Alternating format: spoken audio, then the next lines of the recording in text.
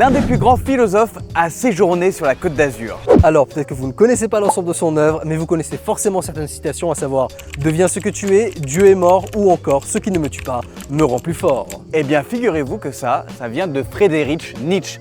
Et il faut franchement qu'on vous raconte l'histoire qu'il y a eu entre ce penseur et la Côte d'Azur, car elle est juste incroyable. Friedrich Nietzsche est allemand, comme son nom l'indique. Il a vécu entre 1844 et 1900 et c'est l'un des philosophes les plus importants de son époque. Malheureusement, il a d'énormes problèmes de santé et il va avoir une bonne idée, se prescrire des vacances au soleil.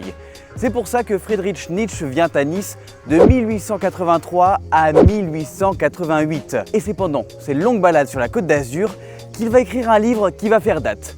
Ainsi parlait Zarathustra. En effet, Nietzsche est un penseur qui redonne une valeur au corps en philosophie. Lui, dont la démence et la maladie menaçaient constamment son quotidien, il prend davantage conscience de l'importance de la santé du corps et de l'esprit chez l'homme, et du danger de la métaphysique en philosophie. Spoiler, il n'aimait pas trop Platon, le père de la philosophie, et considère Socrate comme étant un penseur malade du fait qu'il a abandonné le corps pour une pensée un peu trop idéale. Ainsi, Nietzsche est un penseur qui réévalue les pulsions, la sensation de vie et de puissance, et coupe avec cette pensée élaborée à l'aube de son existence, qui donne une valeur épistémique et éthique à la souffrance, notamment dans sa naissance de la tragédie et suite à sa relation avec le terrible Richard Wagner. Et c'est vers la fin de sa vie qu'il commencera à parler de la grande santé comme étant un des concepts centraux de son œuvre, à savoir la capacité à affirmer la puissance de la vie qui nous habite, au-delà de l'expérience de souffrance, mais aussi des valeurs imposées qui peuvent nous la réduire. Et il est lié à la capacité de créer nos propres valeurs, capables de nous aider à transfigurer notre faiblesse. Une santé qui passe aussi par l'acte de contemplation, les promenades, mais aussi le voyage dans des zones qui nous permettent justement de nous ressourcer,